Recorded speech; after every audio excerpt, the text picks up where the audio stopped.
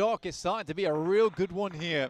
And it does feel like we're heading in the direction of a Doc MVP. Reefus, though, finding Guizhou now. You got to admit, though, that for... Oh, come on, my God. Great save. Great save. You got to admit, though, for Alpha 7, some of the shots they've been sending back over towards APG, really, really good.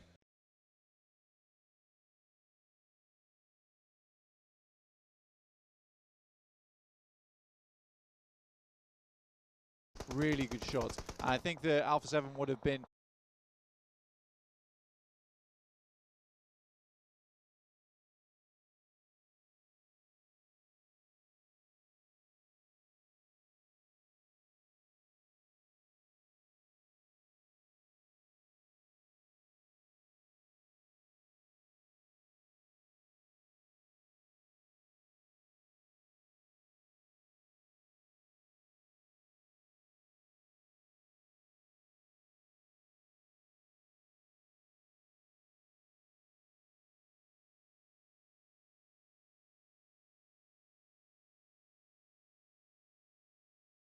really good shots. I think the Alpha 7 would have been down and out much earlier if it wasn't for the fact that they were really difficult to take down here. And every time APG wanted to peek them or anything like that, they were consistently taking big damage.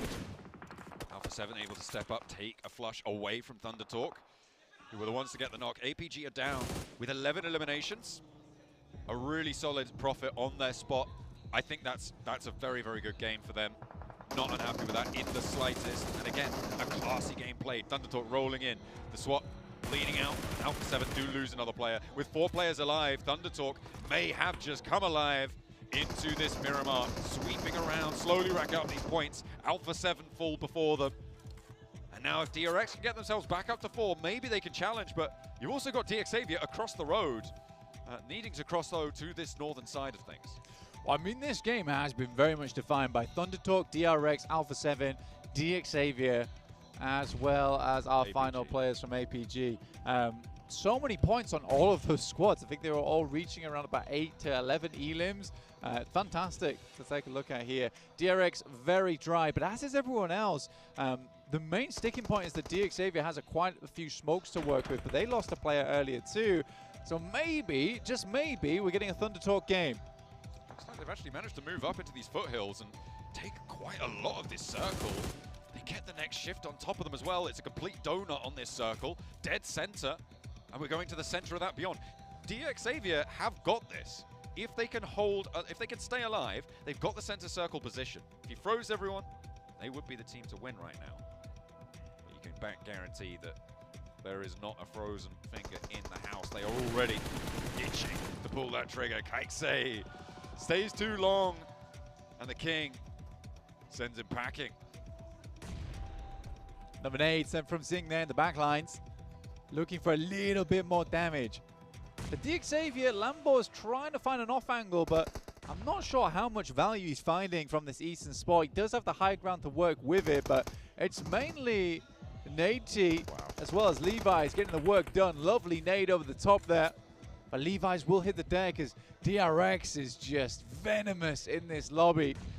Spitting poison wherever they look.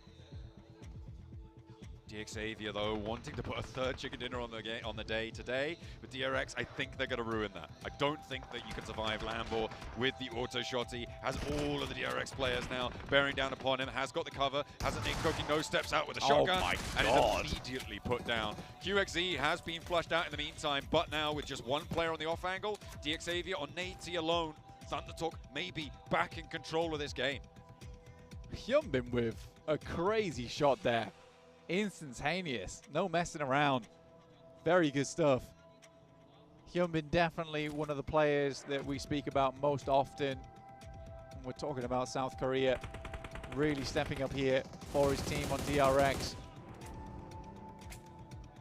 I think I caught that right. I think DXavier are on no elims right now. I think they're on 0 elims on this match. They've already got up into a 3rd place.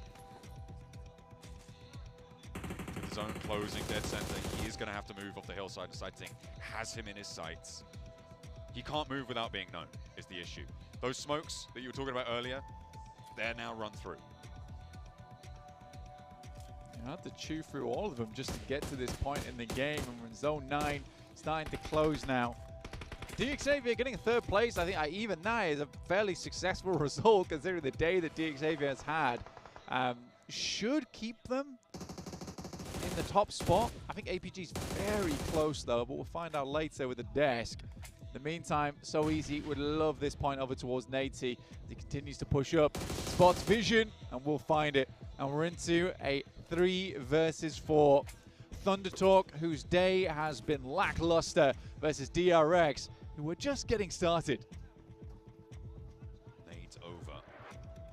Currently a little bit more central, I think, for DRX. This flat ground that sits between the two teams.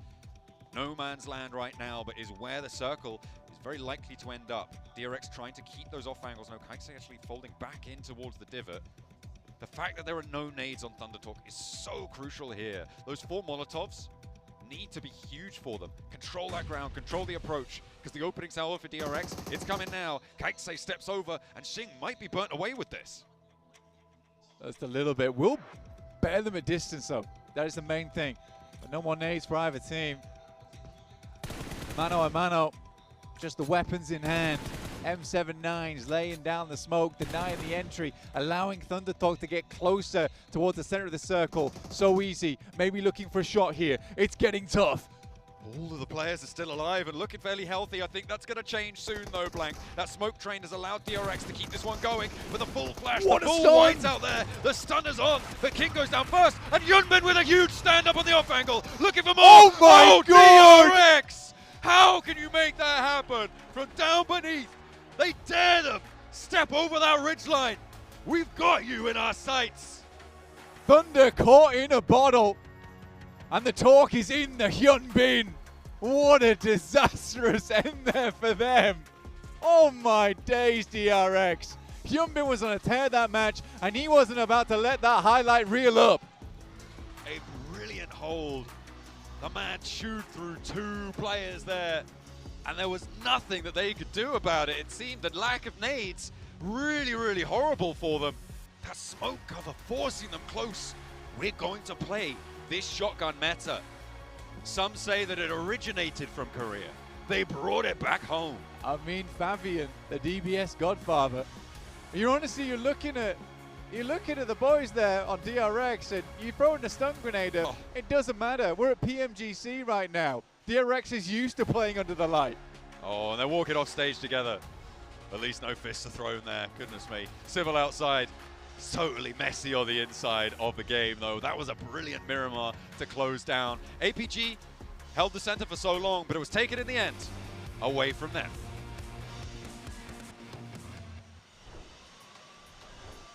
DRX finally get their chicken dinner here in Miramar. Max, I know you love this one. I've been waiting for DRX to get the big game that they were going to eventually pull off. And this was the one on Miramar. Love to see it from Korea. But man, Hyunbin, I keep saying it, MVP contender. Oh my goodness, his shots in this time of need against the entirety of ThunderTalk was so impactful, Seven. And using these smoke streams to make that transition to this small ridge was even better, in my opinion. It really was. And I mean, in this scenario right here, so is too, making sure that he knocked out King and providing that extra support too. I gotta go back to this squad though.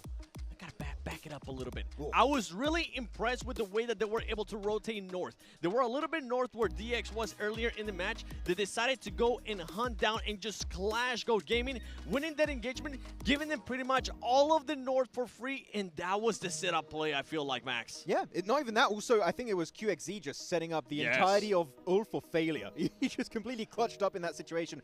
QXZ, MVP contender alongside So Easy, Hyunbin, even says he's doing so good for 3 eliminations. I feel like I'm saying every player on this team is an MVP contender because I love DRX so much. You know what, chat? Yes, I am biased, and I'll keep being so until the end of these grand finals. But not only just their fight and cloning the northern side you're talking about, Seven, it's also making sure that if the Xavier do a mistake, which they do make eventually by Levi's getting knocked, they capitalize on that literally instantly, the moment Levi's is down, they rock up, they take the ridge, the little dip, and that is not only just a position to get eliminations onto Xavier, but also to start fighting ThunderTalk because you have that really strong dip to fight them with. You're talking about Xavier once again in a top 3 situation, making sure that they find themselves always, early on too, Max, always finding themselves in a position where they're going to be able to challenge. Now, I don't want everybody at home to be thinking that DX is just getting lucky with the zones, because that is not the case. Something that DX was able to do quite great was the splits that they had in Al-Hazar. They had 3 players in Al-Hazar and some as well towards the north. That was the winning play. As soon as they realized that this squad, you know what, circle closes, with how much room they have to work with, automatically go towards the compound where they think. So it's just the awareness for this squad, and also with a little bit of luck from the circle. I was going to say, I wanted to have a small counter. There is definitely some circle luck at play with Xavier, which, you know, you always need a little bit of luck when it comes to battle royales, especially for PUBG Mobile Esports. But guess what? If you're a center team in the mid game, chances are, a lot of the time, the circle is going to go your way. And Xavier know that. They're like, we go center very early on. We take the compound. We hold it down. We saw them, especially, I think, Seven, you mentioned it a few times, their utility game with the grenades, with the Molotovs, has been standout this TMTC so far.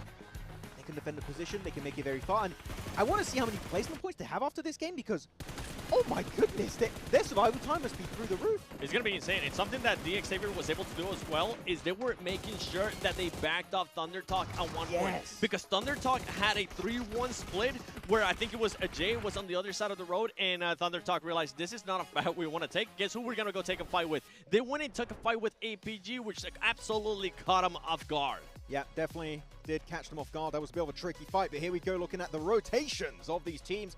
We can't see Regnum Kara. I wish we could. They didn't drop Ricardo. That's a conversation maybe for later on. We'll see how that goes. But Alpha 7, this circle, we had a very southern playing path. Yes. Right? Yes. Very northern. Phase 1, especially Circle 2, keeps going towards Tierra Bronca. And Alpha 7, dodging literally 100% of the lobby with that rotation alone, getting them very far in the game.